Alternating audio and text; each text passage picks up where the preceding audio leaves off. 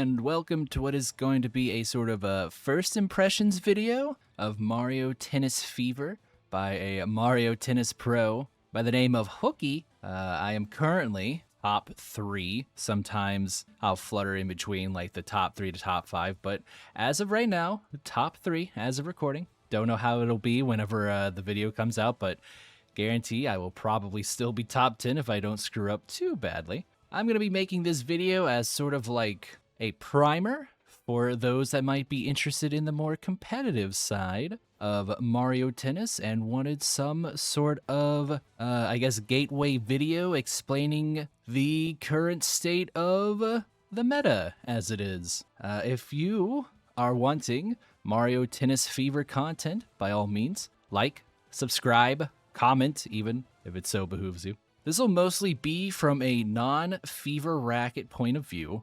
However, I have kind of gathered intel on which rackets are good in Fever mode, and which characters might be better suited for either mode, depending on what you want. So to get started, what's different from Aces? The big thing is, of course, Standard mode is no longer. Instead, we have Fever mode, which basically, we'll just go and pick a random chord here. I'll get back to it in a minute. Basically, let's pick Mario and a random. Your racket now is a, kind of like a hazard setter. Basically, you pick a special racket and it's gonna do a thing. Long gone are the days of trick shots and special. They have now been replaced with this Fever racket. Fortunately, there is a little bit of similarity between Fever and how the meter worked in Aces, and that once you got your meter in Aces fully charged, you could do your special. Kind of the same here in Fever Rackets. Once you get your meter charged, you can activate your special racket, and it'll do a wide variety of effects. I don't have all of these unlocked, but for example, Flame Racket's gonna produce a flame, and we can look here, see at the top left, Mario is spitting hot fire against his own brother. You hate to see it. But yeah, we got Fire Racket, something like the Ice Racket creates a field of ice, and so on and so forth. You can see all the different previews. We got tornadoes spawning, all that good jazz. We've got new rackets, pretty much. That is Fever mode in a nutshell. Very racket-centric. As for the best rackets I have seen, as I have not played the mode, it seems like there is a consensus that the Ghost Racket is very good. You get to turn invisible, and I believe your shot also turns invisible, which is pretty nice. We got the Golden Dash Racket, which lets you recover from a large variety of situations that would otherwise be unrecoverable. I know we have some believers in the Thwomp Racket, which spawns a Thwomp. Not only can it like disrupt you, but you can also like hit into the thwomp from what I've seen, and wacky hijinks ensues. Metal Racket is a good anti-racket racket. You just get immunity to a lot of these wacky effects, and you get to just play like a normal game whenever you activate it. So yeah, that's about it for Fever Racket. That is about as far as my knowledge goes, until we get to character select. As for the non-Fever Racket mode, which will go here. I'm not going to start up a game just yet, but you can select non-Fever Racket. This is its own category per game classification. There's an entire leaderboard dedicated to it. I'm number 3 on that leaderboard as of the recording of this video. Basically, you got no racket gimmicks. You got just your standard racket. But what is interesting about classic mode, that I'll call it just for the sake of having something different to call it, like not something that's not as mouthy or mouthfulish as non-Fever Racket mode. So basically in classic, the return triangle from Aces returns, and what I mean by that is that if you charge up your shot long enough, you can get a supercharged shot, and if the opponent doesn't reflect it correctly with their own shot type, they will get pushed back. So if you charge up a topspin and your opponent does not select a slice or a drop to counter, they will get pushed back. I actually like the addition of the return triangle in classic mode just because it adds another way to kind of win over your opponent, win the war of attrition. In Aces, you very much had these long rallies where neither player could really do much because depending on their character, it could be a very defensive stalemate where rallies could very well go into the hundreds. And I do not exaggerate. I was part of many a war regarding that sort of a stall, I guess you could call it. Very defensive player, I was. So yes, and the other big thing that I believe is also in Fever is that your characters now get fatigued. If a rally goes on too long, they get slower, which I think is another nice change. Once again, for like a tournament setting, rallies could go on for minutes, and we're talking like double-digit minutes before anyone scores, which can be very time-consuming in a tournament setting. I think it's a nice change to kind of force something to happen eventually. Now, as to whether or not it triggers too fast, that is another debate, as it only takes 20 shots to start feeling the effects of fatigue, and it only goes up for there. About 30, your character really starts to slow down, and it becomes a lot harder to return points, which is nice, but as to whether or not it's early, or too early, I should say, remains to be seen. So yeah, that's the general, like, kind of changes from Aces that we're looking at. Oh, one more thing I should mention. Every character, regardless of how good their control stat is or how well they can angle a shot, can now hit these very, very angled shots at net and score. So if you find yourself up at net, you can press a single tap flat or a single tap topspin, and the ball will ride parallel to the net. It's pretty funny. Pretty crazy to see. Something like a Bowser Jr. or a Waluigi hitting those very, very angled shots at net when they could not do so before in Aces. So they really went out of their way to make sure that stally baseline, ultra defensive play less viable this time around. Make sure that the points get secured a lot quicker. That really is it for the general changes. Another thing we need to talk about is that if you go to your settings, I have commentary off. The flower will never be Toad. I'm sorry. We love Toad commentary. We don't love flower commentary.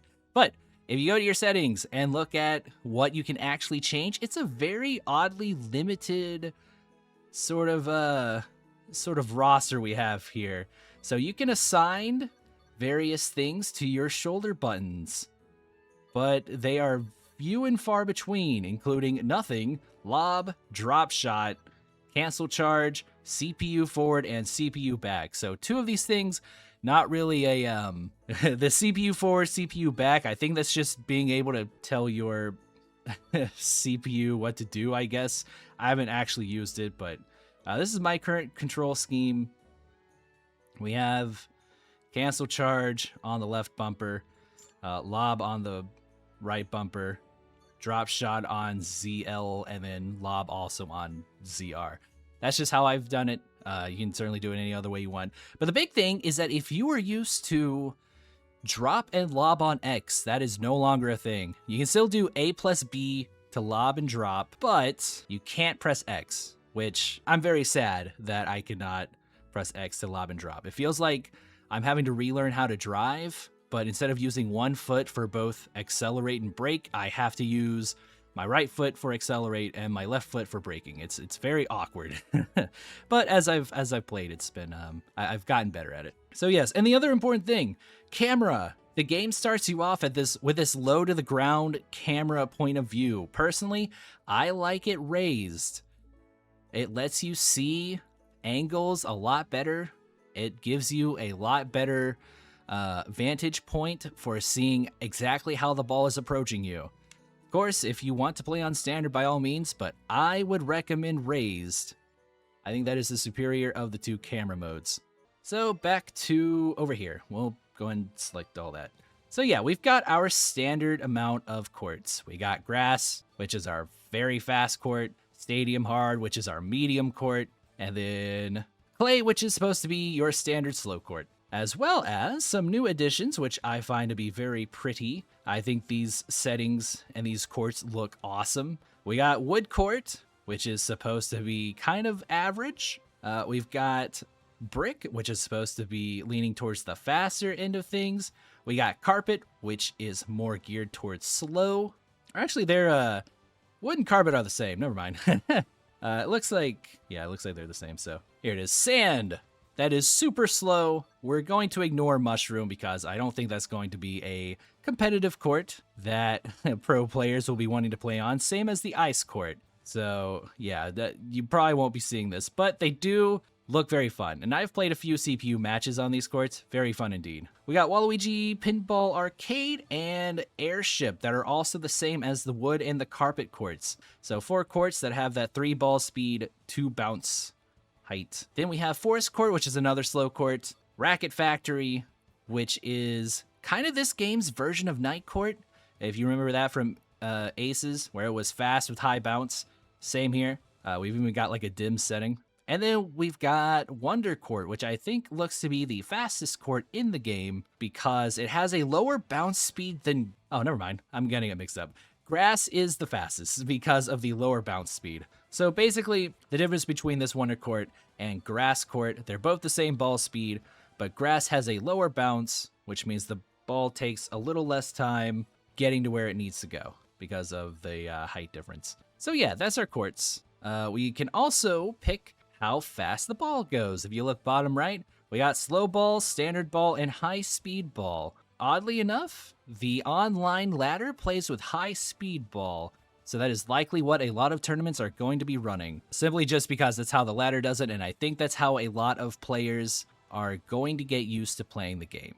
So if you're interested in the tourney scene, be prepared for some rather fast shots coming your way. All right. So let's get on to the characters. Everyone wants to know characters. Here we are, 38 of them, plus a random button. And of these characters, you might be wondering, how do I determine which character is good? And I will tell you, I believe, and a lot of other top players agree, that it's probably going to come down to what I call the effective range of a character, which is their actual range, the range in which they can swing their racket and get a shot, their speed, and in this game, it is very important to have a lunge, because a lot of shots are so fast that they will go right past you, and you have no time to actually position for them, so you have to rely on your lunge sometimes. So which characters kind of fulfill that criteria while also being able to, like, score? Right now, undisputed king of the jungle, Donkey Kong, you're going to be seeing him a lot until he gets nerfed. He does everything well, has powerful shots, good control on the ball, surprisingly. Benefits a lot from general system changes like being up at net. You can now hit those extreme angles. DK and Aces, not able to do that. DK and Fever, absolutely mogs the net. As well as, it seems like they also buffed how fast he is, so he can get back to lobs if you try to lob him. It can be very hard to score on a DK that knows what they're doing. A lot of the times, if you can't get like a score on him in the traditional way, you kind of have to wait till that rally fatigue kicks in, and you just gotta hope he doesn't slam like a topspin out of the court. Big boy can't be removed very easily. DK probably number 1 for now. Right on his tail, however, is Petey Piranha. This is another large, powerful type lad, the tallest character in the game. Very easily reaches back for those lob shots, so it's very scary to kind of push him off the net or stop him from net rushing when he already has massive range. Benefits a lot from how this game has changed up lunges. I guess I kind of forgot to mention it earlier, so we'll just go ahead and mention it now. That there is no dedicated lunge button in this game like there was Aces. Instead, your character just kind of auto-lunges towards stuff that is barely out of their range. And a lot of the time, these auto-lunges have next to no cooldown. And in the case of PD and DK, yeah, they will be getting stuff they by all means should not. So yeah, our 2 top tiers right now, definitively speaking, as the game has been out for close to a week, probably will be a week by the time this video airs, DK and PD. As for other top and high tiers, our emerging characters look to be Rosalina, who has gotten buffed from her last appearance in Aces. I believe she is slightly faster, has more range, and now has a curved lob, taking Paratroopa's old gimmick and just producing those wildly curving lobs that is very hard for some characters to reach. Also, Wiggler, my personal favorite.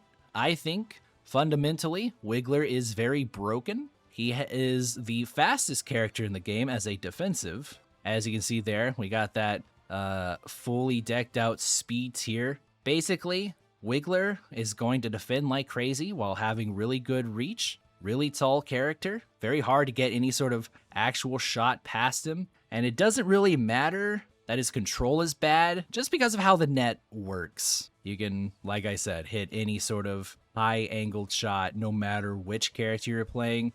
And with Wiggler being the fastest in the game, it is a lot easier for him to position at net, catch a shot, and make it go sideways. And he's so fast that he can get back on tier 2 lobs on reaction if you have the reaction speed or you're playing the right court. Like, I think this character, when PD and DK bite the bullet from nerfs, if Camelot is so interested in balancing the game like they did Aces, Wiggler and Rosa are the next two to step up.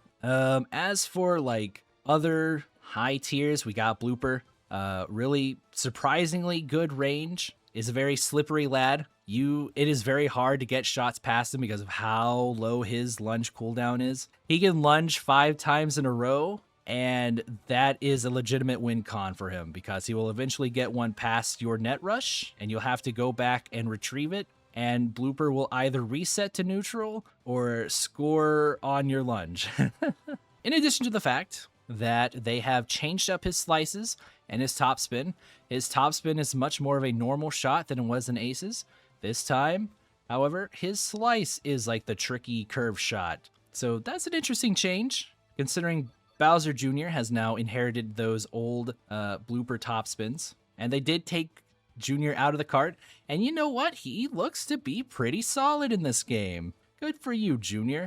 As you can see, he's got the tricky stat. He's got pretty good speed, good control, good spin, all that good stuff. Bowser Jr. very solid. Luma, also a very solid character. Probably the best technical in the game right now because of her jingle mechanic. Every time you hit a volley, a half volley, which is where the ball hits the ground, like the moment the ball hits the ground, Luma gets a significantly better shot. Like, this topspin goes right past you every time, or angles super hard, no matter where she is on the court. Other solid characters, I believe Spike is decent. Toadette has been championed by a few devotees, and I think that's about it. I would throw Daisy up there too.